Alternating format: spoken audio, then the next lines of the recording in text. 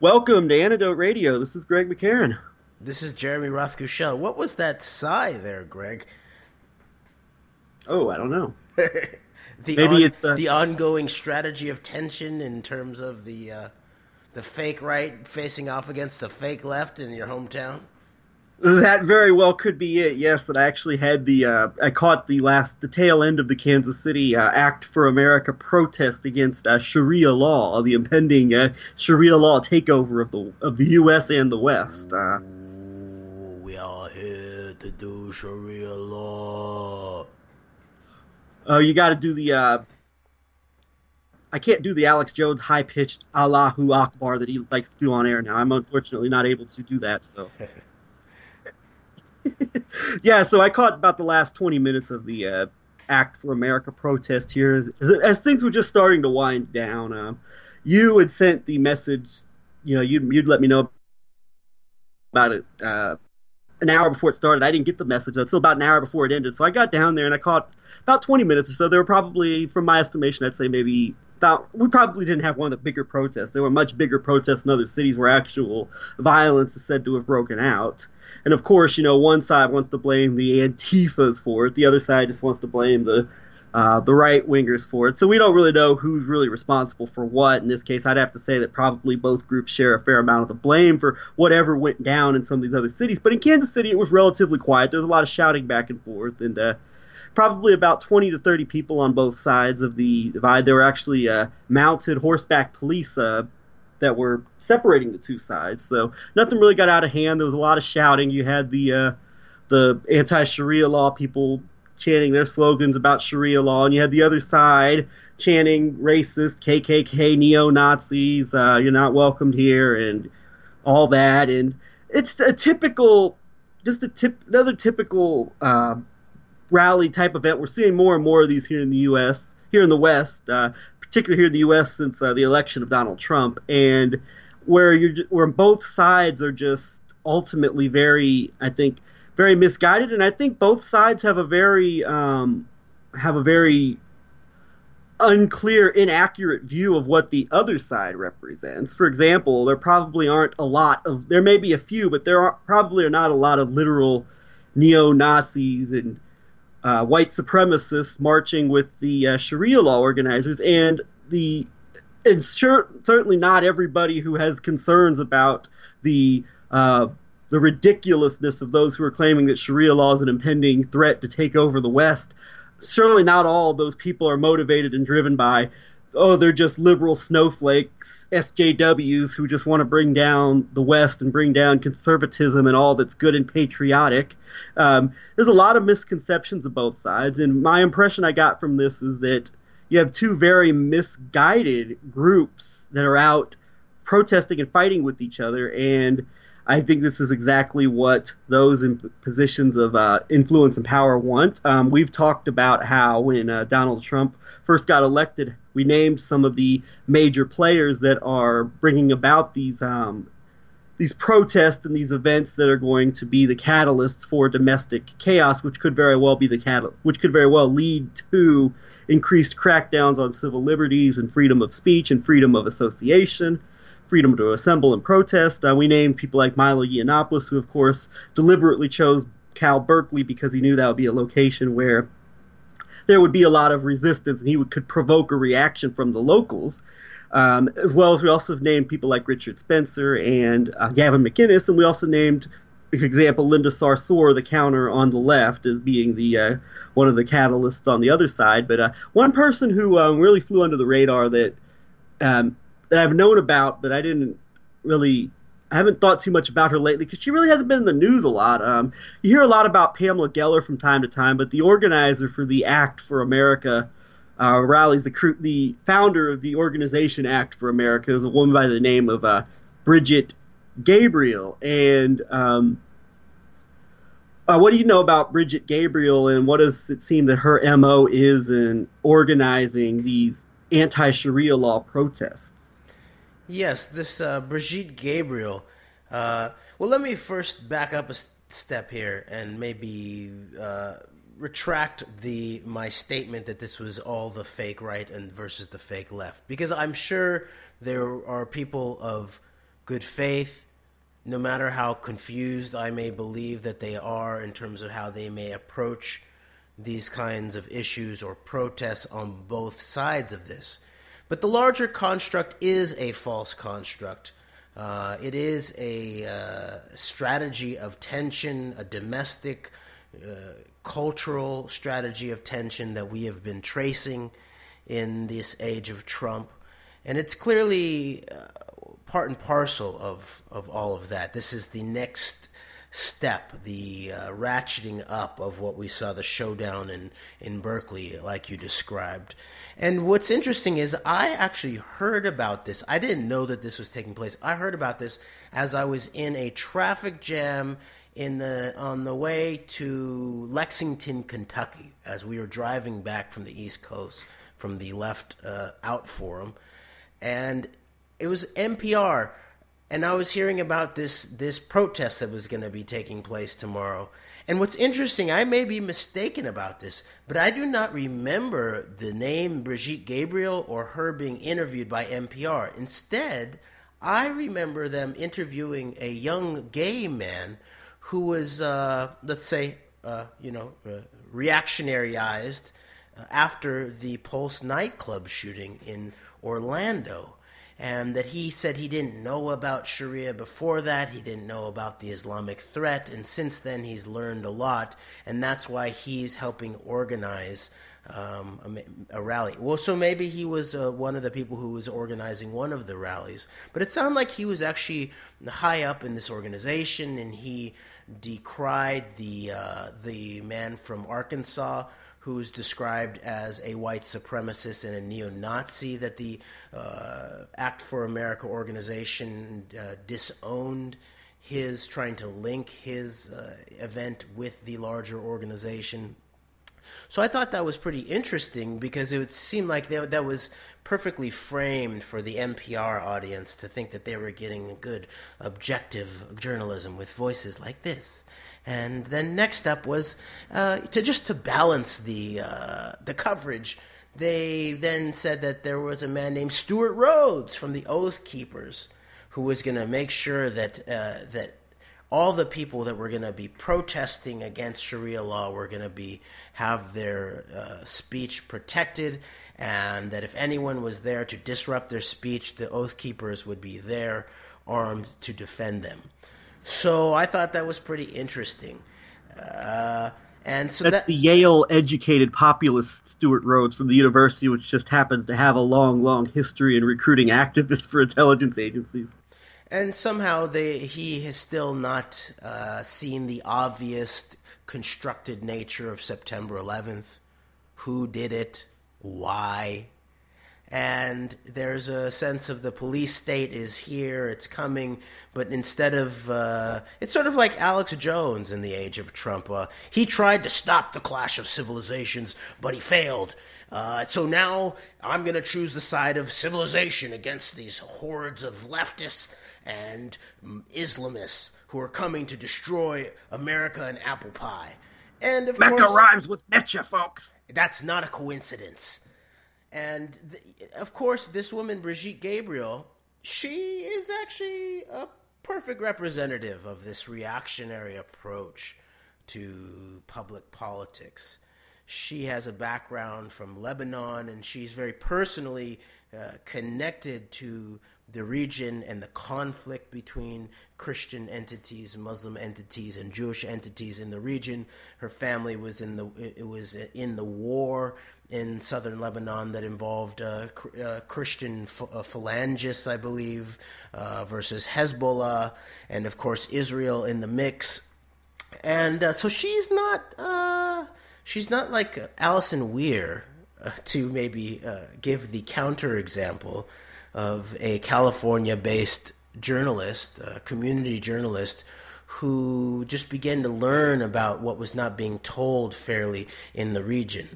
No, this is someone who has very personal, biased reasons for what she does, if not the background that suggests some type of reactionary intelligence operative of some sort. She worked for an Arabic news station that was broadcast by Pat Robertson to try to evangelize in the Middle East. And she also then spent time in Israel, living there, reporting, that type of thing. That makes me think this is someone who's been recruited for this. And the fact that you very logically assume that this kind of organization could be traced back to someone like Pamela Geller is also, I think, telling, because this is a crew. This is an epistemological crew. They are here to inflame and mischaracterize the what's going on in the world, especially between Islam and what's termed the West. And Brigitte, what's your last name again? Brigitte Gabriel. Brigitte Gabriel. She has been quoted on the record of the exact type of language that is fundamental to these highly reactionary neocon 2.0 people that we've defined as Israel firsters, such as the not only the Richard Spencers, but the Robert Spencers, the David Horowitzes, these kinds of people. The languages of civilization versus savages. And of course, even though during the Bush administration, the W administration after September 11th, the language wasn't exactly that clear in terms of its supremacism or its distinction between the good and the evil. But of course, it was intensely implied by David Frum's language in terms of the axis of evil. And it should be noted that these people are even in a lot of cases go too far for even people like David Frum in their rhetoric. So yeah, so it's interesting how this is there's this dynamic balance between what is ultimately a mass genocidal operation based on deception, which is what the ongoing terror wars are, and the obvious false flag scapegoat terrorism that is continuing to be ongoing in especially in the West, as we might call it, with September 11th being the sort of capstone in a way of the modern era of terrorism. And you see that W used language like crusade, and there was a hinting at this was you're either with us or you're against us. So there was this dualism, there was this black and white scenario, sort of similar to maybe like a Masonic checkerboard or chessboard. And this was implied by the post 9/11 era, but now it is becoming very, very out in the open. And Brigitte Gabriel used language like this when she gave speeches to Jewish organizations, I believe. She used language such as she's basically, so here's one thing that she said. She said that the difference, my friends, between Israel and the Arab world is the difference between civilization and barbarism. It's the difference between good and evil, at which there was a lot of applause. This is in front of the Christians United for Israel annual conference in 2007. This is what we're witnessing in the Arabic world. They have no soul. They are dead set on killing and destruction. And in the name of something they call, quote, Allah, which is very different from the God we believe, applause, applause, applause, because our God is the God of love. So this is very interesting because in a certain way there is the repetition of this language that both Judeo-fascists and Christo-fascists utilize. And in terms of the Judeo-fascists, you see some of the extreme rabbis in Israel emphasizing the idea of Amalek from the Bible, and that Amalek must be shown no mercy and they must be slain, including their children. And for everybody who tries to make the problem of Zionism into purely a colonial or political situation, although that's what it primarily is, I believe, in terms of what it's actually accomplishing. What drives it underneath is some type of religious supremacism that is represented by this kind of language, and you see this in the even in terms of some of the Zionist leadership's language about even other Jews who were not down with the Zionist project, did not want to come to Palestine, and they were considered lesser Friedman life. said they're worse than. What did you say? It's like what Gabe Friedman was under fire for saying that basically saying the J Streeters were worse than Nazi collaborators.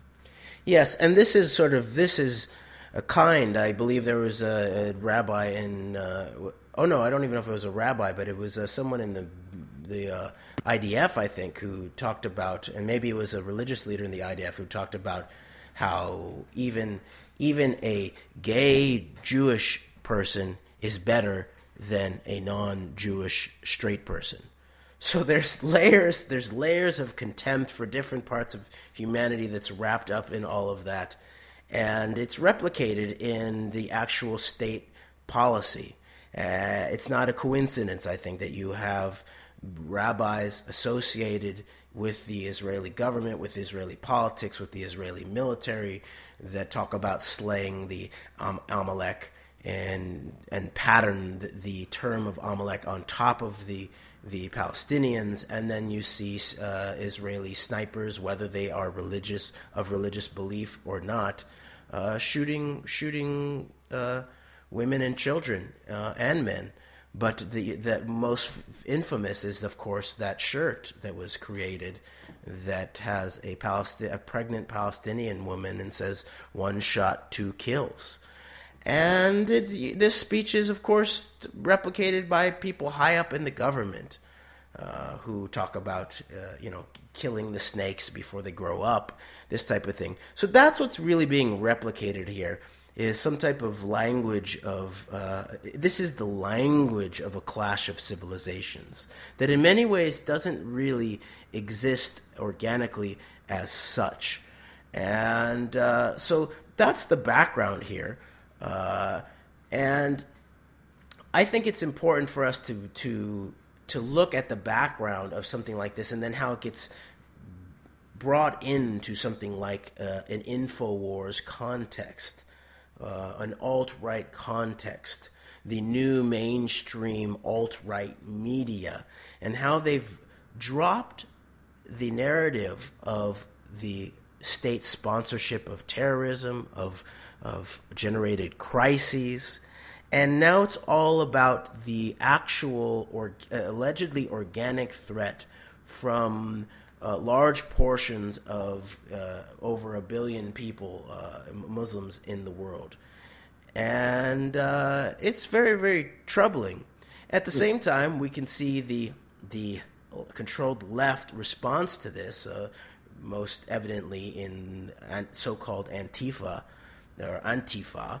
I think they sort of in many ways, definitely in terms of certain leadership's role in backing the banning of a mainstream Muslim perspective at the Left Forum in the case of Dr. Barrett, or of the indigenous studies and globalization studies activist and professor of good faith, Professor Tony Hall, being primarily epistemologically ghettoized and put into a political concentration camp by elements associated with these Antifa groups, including the New York group, that they've shown themselves that maybe they should drop the just like the Anti-Defamation League should probably, if they were going to be honest, drop the anti. And at the very least, even if these Antifa groups aren't fascists themselves, they are definitely playing the role of a perfect counter gang for the fascist overlords who are continuing to set up this clash of civilizations in this way, in a domestic fashion. And and of course this avoids the in an American context, people should be able to talk about everything, and especially in an academic context, the issues of reform in relationship to specific aspects of Islam or specific aspects of Arabic culture. These types of things, of course, should be on the table. And at the same time, it looks like a generated cultural crisis. It is a boogeyman. The people who are doing these rallies, they like to point to maybe a handful of tragic stories of women who have been hurt or killed in the context of an alleged Islamic context.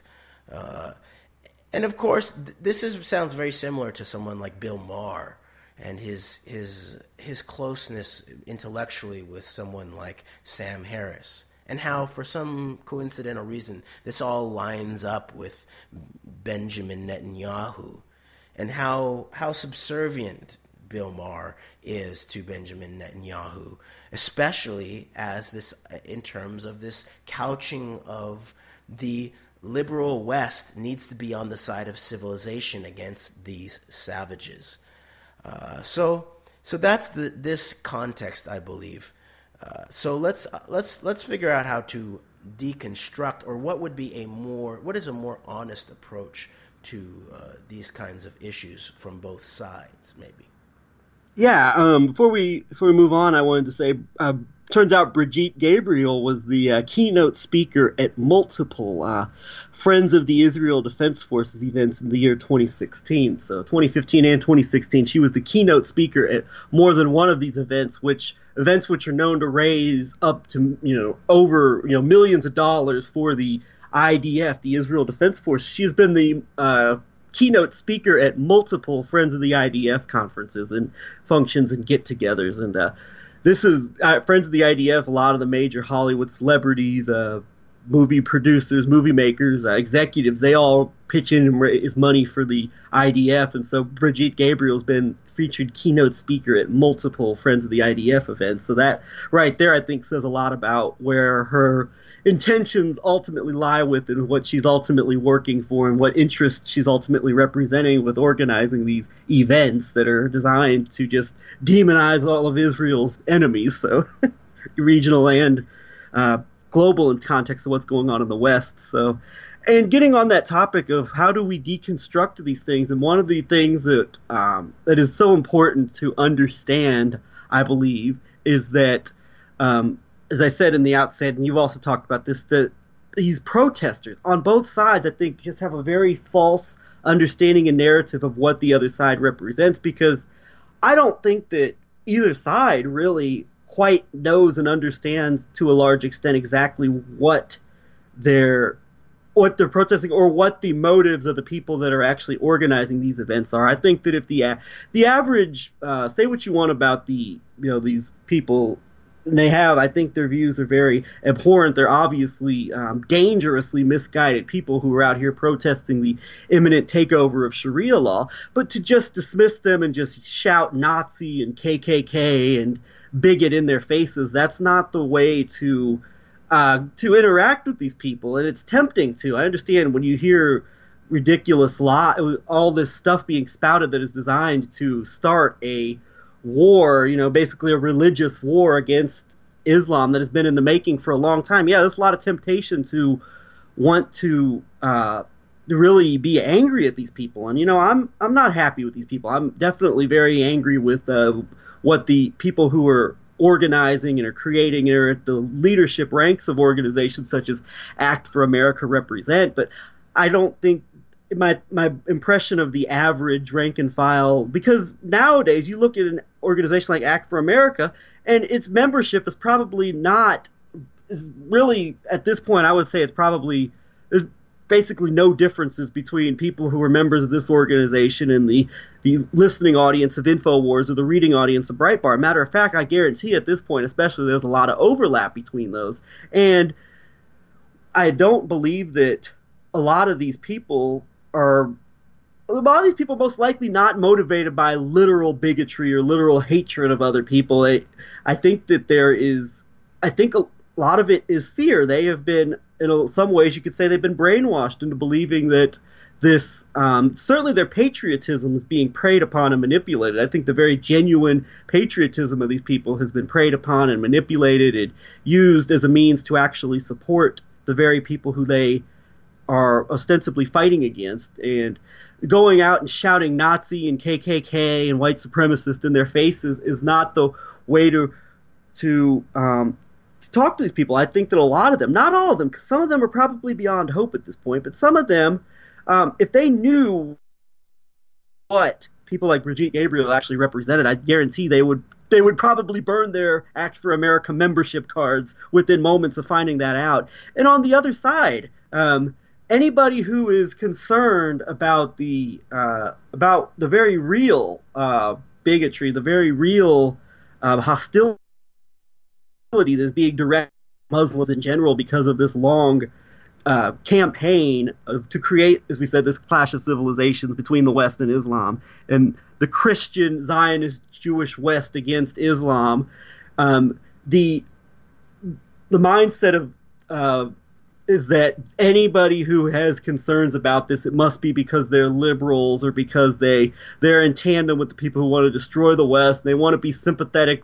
The only reason they would have any sympathy with the Muslim hoarders, the invaders, is because they're working in tandem. They hate their countries. They hate the West, and they want to destroy the West. They're in tandem, and that's the only reason anybody could possibly be concerned about Islamophobia, which doesn't exist. That's just a means for the Sharia artists and the takeover artists to cover their tracks, is by saying anybody who opposes their intentions is an evil bigot. And so and the idea that anybody who opposes these ridiculous proclamations of Sharia law taking over is only motivated by hatred of the West and hatred of what America stands for. I mean, that's equally ridiculous. But as we said, this is exactly what they want. This is exactly what people in elite positions want, is for people to be at each other's throats over this stuff. And I sense the political environment getting worse and worse and worse. And I think it's, they talked about how average Americans, like within the mainstream, even people are like workplaces are more hostile now because of politics since the election. But I think that even within the alternative communities, which is where the people who really, I think, would be the most motivated to try and take effective action if they had answers at their disposal, they're being divided and conquered, I think, like never before. And I mean, this is an extremely perilous time for any sort of like resistance activism, because the people that should be together were at one point together, as we've talked about back in the initial days of the Tea Party or the tail end of the Bush administration. They're more split apart than ever, and it's looking like the differences are very irreconcilable at this point. But I think that there's two ways to understand this, and the first one I'm going to talk about, we've talked about before, but I think it's important again to get into this with the context of the anti-Sharia law protest, or the people who were protesting against the anti-Sharia law demonstrators. And I had a conversation with a couple of people at the counter protest, because when I arrived at the event, I was on the side where the counter demonstrators were, and I didn't encounter anybody from the Act for America group. But I had a conversation with a couple of the counter demonstrators, and I said my piece that I don't think that any effective action is going to be taken against this Islamophobia that they're so concerned about until facts start to get out there about events in which Muslims have been framed and have been used as patsies for terrorist activities that they did not commit, particularly the 2,000-pound elephant in the room, which continues to be the justification for all of this, which is the event of September 11th. And as long as the left, the Antifa left, the mainstream progressive left is unwilling to come to grips with seriously looking and asking the questions and raising the questions and looking into the evidence that needs to be looked into, that is out there in abundance, that can be proven, then I don't think any sort of effective action is going to be taken to counter the tide of all this Islamophobic and anti-Muslim rhetoric that is so prevalent, is only going to continue to become more prevalent, unfortunately, as we continue on here in the age of Trump. Yes, and it's definitely the case that there's these two main issues in terms of, let's say, the Act for America side of this debate. There's two major problems. First of all, what you've talked about, that this is a constructed issue, a constructed problem of some sort in the American context. This is a boogeyman, the desired ascent or domination of Sharia law, and it's going to overwhelm the American political context is going to be overwhelmed by Sharia law, and we're going to lose our Constitution.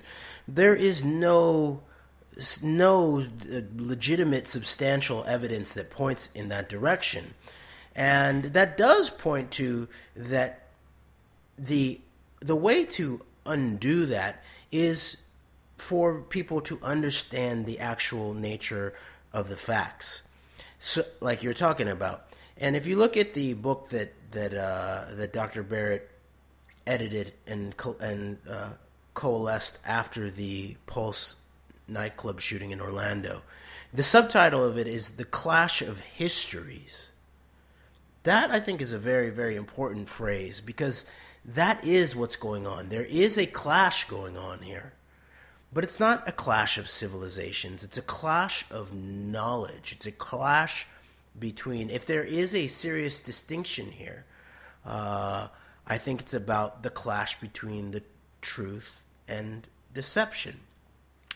And the other side of this misunderstanding, or the problematic aspect of the proposal by the Act for America folks, is in the weaponized understanding of what they're actually talking about in relationship to Sharia law. Because in many ways, Sharia law is what you would call it's related to the Ten Commandments in Judaism and Christianity. It's related to, there's all kinds of versions of the interpretations of Christian morality, that you could go anywhere from Christian fascist phalangists to Mennonite farmers. So, there's all kinds of different ways to approach a religious law. And so just to say Sharia law, and Sharia law is basically just genital mutilation and honor killing, and that's pretty much what it is. It's a cartoonish, absurd rendition of a very deep and rich religious tradition. If you would imagine that someone would reduce Judaism to the actions of the IDF and the statements of smiting the Amalek, and that there you have it. That's the totality of halakhic law, and that's the parallel in the Jewish tradition is halakha, and there's tons of Orthodox Jews of all kinds of sorts. Many of them probably do have extremist or supremacist views in relationship to other people, but at the very least, they live their own lives where they're not always trying to smite the Amalek on the streets of Brooklyn. So similarly, there are ways of understanding conflict of interpretation in Islam itself. And of course, this then goes to what is actually Islamic extremism as it's considered. And in many ways, I think you talked about how a lot of the folks who are on the Act for America protesting against Sharia law side a lot of them are not. It's not simply that you can describe them as racist or they hate Arab or Muslim people, or they want them to be, genocided or, driven from the U.S. The more extremes, that is the case. But the majority probably are not, at the very least, like consciously thinking like that. And so they have had their patriotism weaponized against them and against the society. They have even had their feminism, I would say, because that's a key portion of this is the feminism of the American They're protecting right. their women. Yes, and that they resonate with the aspect of American culture that is meant to be egalitarian across not only races, religions, but also genders. And they want to fulfill that. So there's some problems there because, of course, the idea of American exceptionalism has a deep shadow side of it, right? In order to maintain your self-concept of being the exceptional or the unique one, there's also this idea of an innocence that must be maintained. And so the shadow side of that innocence is this deep, deep subconscious darkness that people who want to maintain their exceptionalism as Americans, let's say, might not have the spiritual or psychological courage to confront directly. That includes aspects of the ways that our society still has a very difficult relationship with femininity and women, and it expresses itself in different ways. And although you may not see lots of people dressed up in the hijab, as Alex Jones might say, or in the beekeeper's outfits, you're never going to get my girls to dress in a beekeeper outfit. Hijabs, beekeeper hats, and pussy hats are taking over the world. Yeah, so the flip side of that in the United States of America is the commodification or the undermining, the blatant superficiality and the weaponization against female sexuality.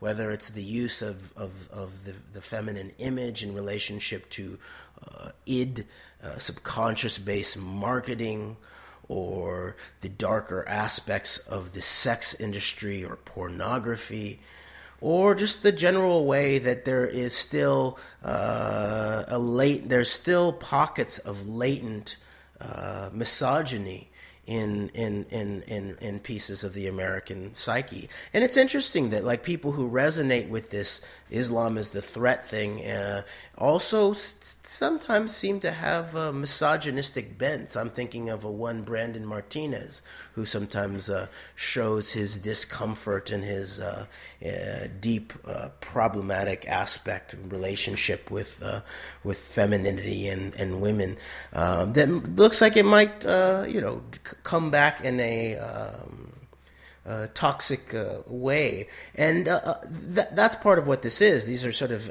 examples of a toxic mimic of patriotism, a toxic mimic of feminism. And so we need to look at that. And I do think that no matter what the case is, the truth, the facts, a nuanced understanding of history, that is what can solve a lot of this.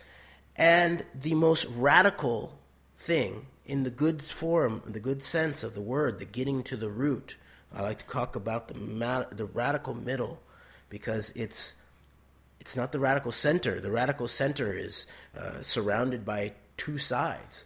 The radical middle is everyone in between. And it's where the richness of the conversation happens, where the color and the geometry of understanding of the richness of our world, of God's creation in our world. It's very rich. It's not bipolar. It's not the black and white of the Masonic chessboard. It is very much richer. And it's in that radical middle that I think the most radical acts of conversation are still waiting to happen. These protests are so easy to turn into which side of the street are you on? Which, of course, that replicates to which side of the aisle are you on? Or you're either with us or you're with them, the Bush rhetoric, even. That's a good point, because so that it so quickly devolves, and it doesn't necessarily have to be dehumanizing. I guess you could just say this or that. It could be a logical statement, but in a cultural context, it almost the two of the binary opposition very quickly devolves into us and them, good and evil. We're good, they're bad. We need, in order for us to survive, they need to be wiped out, pushed out, die, these types of things. So we need to complexify this political terrain. And thinking about just the idea of the left and the right, it's like, do not use that terminology. I mean, I'm so guilty of it, but it's really, when you think about it, it's like, think about Same here, I am too. So think about the right using that terminology. That comes straight out of the French Revolution. So we're talking about a couple centuries ago, European context. Where do you sit in the context of the French Revolution? No, this is a whole nother context here.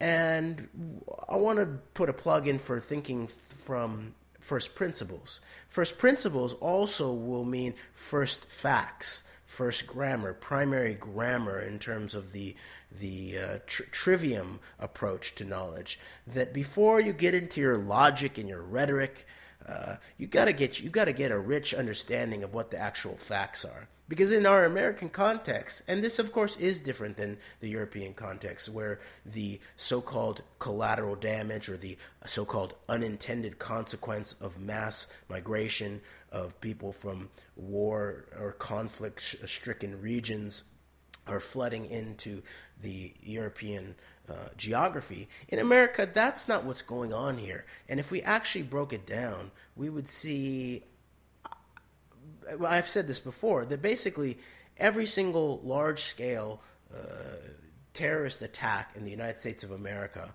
in the 21st century that's been blamed on a Muslim or Muslims has some scent of some type of deep state sponsorship operation surrounding it. And there may be one amongst the fold that is the exception that proves the rule. But whether it's Orlando or San Bernardino or September 11th, the facts are pretty clear when you actually get down to it.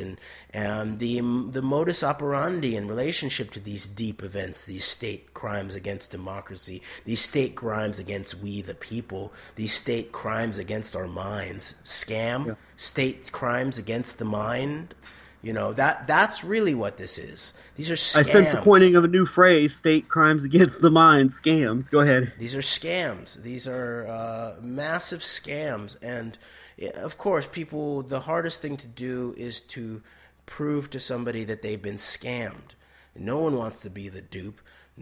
People will walk away from, people will sometimes even participate in their own scamming and continue with it just so that they don't have to admit that they were scammed. Of course, that's the Nigerian prince with the $10 million that he wants you to help him get, that you can get a cut of.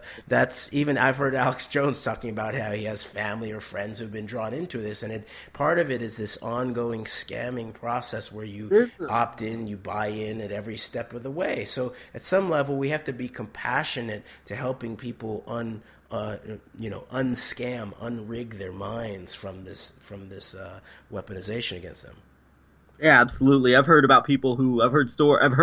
it described that there are people who go from like being at the forefront of activism back into the matrix, what they call the matrix, either because they feel hopeless or they don't feel like their activism is accomplishing anything or they're confused. So I mean that happens all the time. I think there's probably plenty of cases where that's happened, and I think that a significant example of backtracking is people who have gone from the Ron Paul anti-war movement, the libertarian that was not rooted in where you had a nationalist message for America that was also not rooted in like this primary focal point driving it was not, the fear of Muslims and how Islam's going to take over your countries and all the Muslim men are going to come and rape your women and subject them to Sharia law and genital mutilation, where it was actually rooted in a healthy critique of empire and healthy critique of the wars going on in the Middle East, while at the same time also had a critical eye on things such as mass migration and the consequences of like cultural degradation, which I think we're going to get into here in a moment with the final point that we want to get into here. But the backtracking of how these people have gone back in their thinking from being affiliated so closely with Ron Paul to this hardcore like anti-Muslim, where they turned the focus of their wrath from the same people who, when Ron Paul was at the primary peak of his movement, these people understood that Islam was the target of all of this overseas destabilization activity and perpetual warfare. Now they've gone into blaming the Muslims. I think that in large part can also be pinned at the shoulders of Alex Jones for his activities and his the way he's changed his rhetoric over the last 5 or 6 years since Ron Paul was last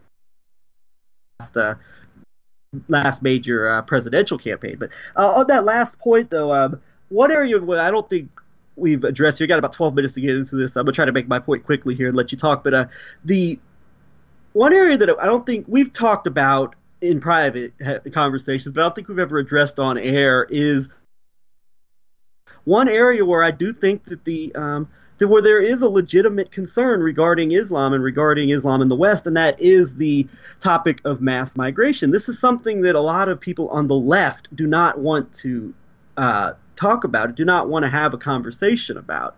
And anytime one of the things that a lot of these people will bring up that does have some truth to it, actually probably has a lot of truth to it, is that there is a deliberate effort amongst elements within the Western political social establishments, elite circles, to bring migrants and refugees from countries that the West has pretty much destroyed due to its policies, military policies, to these countries, to these Western countries, to these European countries in particular, because that's where the primary problems with migration are taking place right now, and that there is an effort to use migration to bring down or to create a divide and conquer scenario in these countries, where you bring in people that do have customs that are not of the same culture, of the same mindset as the majority culture, the majority peoples of these countries. And hence you get into this and you get called a racist or a bigot for bringing it up. I know there are people who will mock this as part of the Rothschilds and George Soros are plotting to bring in migrants to destroy the West and hashtag white genocide, which is not the point I'm trying to make here. But that's where some of these people will jump to that conclusion if you start talking about problems that may be had with migration and with what I think are legitimate concerns with mass migration that people have about it and how it's affecting their countries. So I think it's important on one hand, Jeremy, that it is important to acknowledge this. It's important to acknowledge that there is a legitimate reason that Westerners, Europeans in particular, and I don't think so much Americans right now, although that could be the case in the future, have legitimate reasons to be concerned about mass migration to their countries. But it's important that we get over this stigmatization that a lot of people on the left in particular have of even discussing this topic, of just any sort of critique of migration policies is racist or bigoted. It's important to have a conversation, an intellectual conversation about this topic, but at the same time in a manner where we make it perfectly clear that the Muslims, they're not running the show. They don't have any power. They're scapegoats. They're still the scapegoats in all this. And at the end of the day, the policies that are leading to the migration and are directly connected to the destruction of these countries, and the destruction of these countries in large part it's always been a part of imperial policy, of Western policy, but it is accelerated with the events of September 11th. And once again, we could talk all day. We could have debates about migration. We could have debates about the effects of this on European culture, Western culture. We could have debates about Islamophobia and the bigotry against Muslims. But at the end of the day, as long as that 2,000-pound elephant is still in the room, is still lurking over us as being the justification, still to this day, of this perpetual, endless state of warfare, which leads to the destruction of these countries, which leads to the migration crisis, the refugee crises that these European nations are going to. Nothing is going to change. It's important to address all of these aspects, including this migration that the left does not seem to want to deal with in a manner that it very well could be a deliberately concocted effort to divide these countries based on culture and on policy. So what do you think, Jeremy? Yes, I think this is a very important conversation, and it's a difficult one to do in a accurate and ethical fashion, but that doesn't mean that we shouldn't attempt to do it. And similarly, in the way that I spoke about the patriotism and the feminism of the right being weaponized around the alleged threat of Sharia in the United States, there is this weaponization of the compassion and the egalitarianism, maybe, of the left in relationship to not understanding and supporting what looks to be some type of weaponization of destabilized populations and migratory, engineered migratory patterns, especially in relationship to Europe. And this is by the most credible left, this is already understood in an American context, such as the relationship of NAFTA to migrant populations.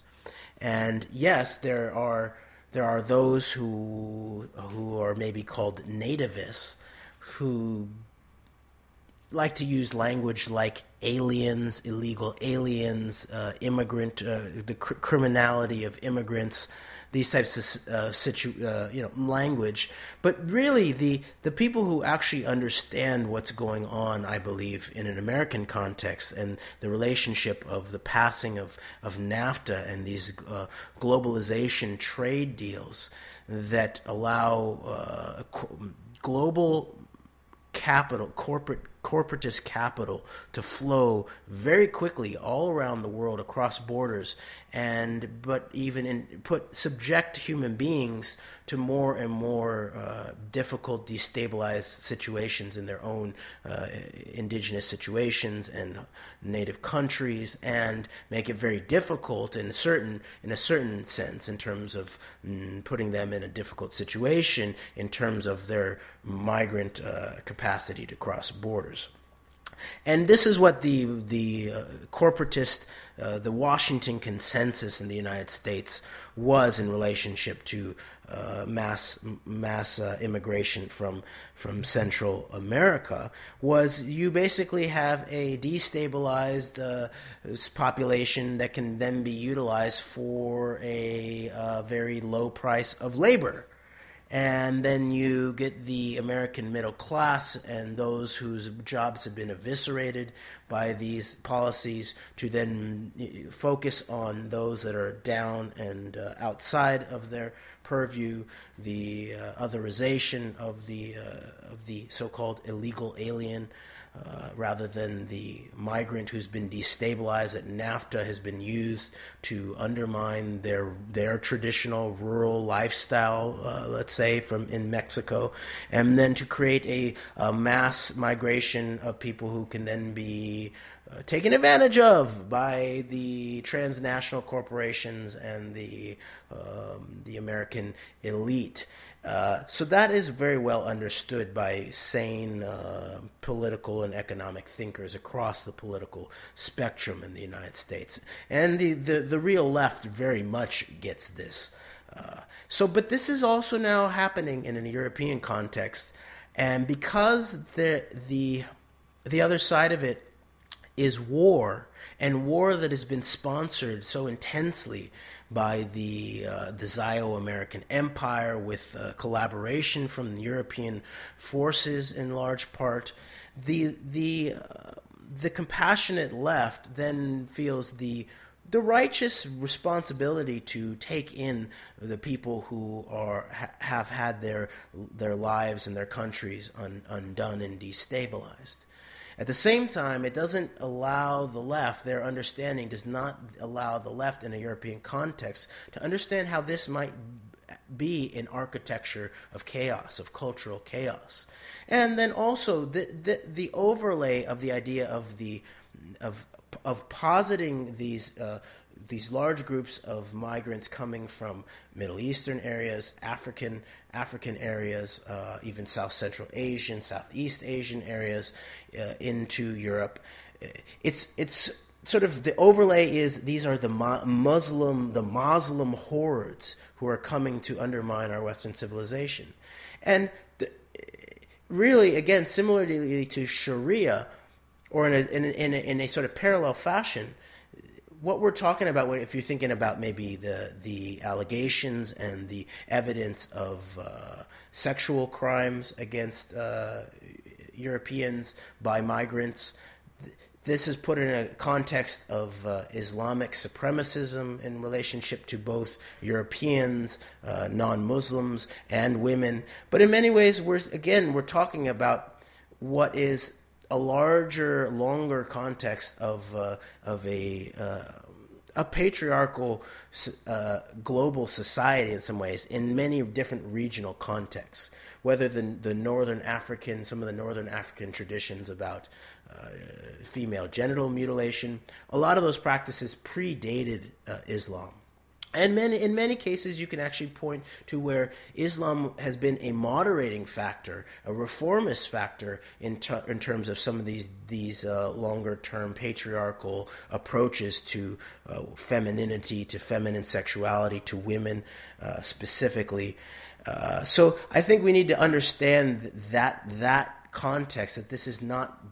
We could talk about this as the Muslim invasion of Europe, but that's not really what's going on. It may be that there are forces, and we have seen the forces, especially in terms of people like Netanyahu, that when certain sectors in Europe begin to turn against him and his politics, things have a tendency to go boom, whether it's in France, or whether it's in Norway, or whether it's in London, even potentially in terms of Jeremy Corbyn.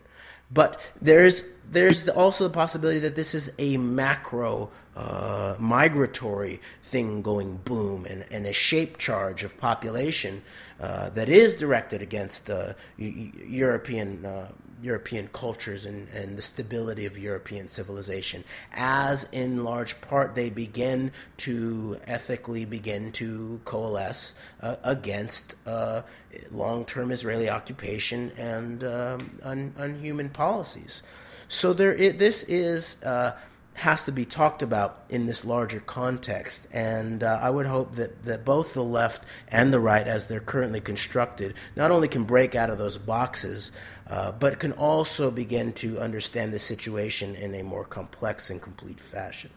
So true. We're going to have to, I think we're going to have to follow up on this topic and speak about this more in the future, because we didn't really have enough time to really get too much into depth about it. But I'm glad we've started this conversation. I think we need to revisit this in the future. But until next time, we're out, and we'll talk to you next week. Bye.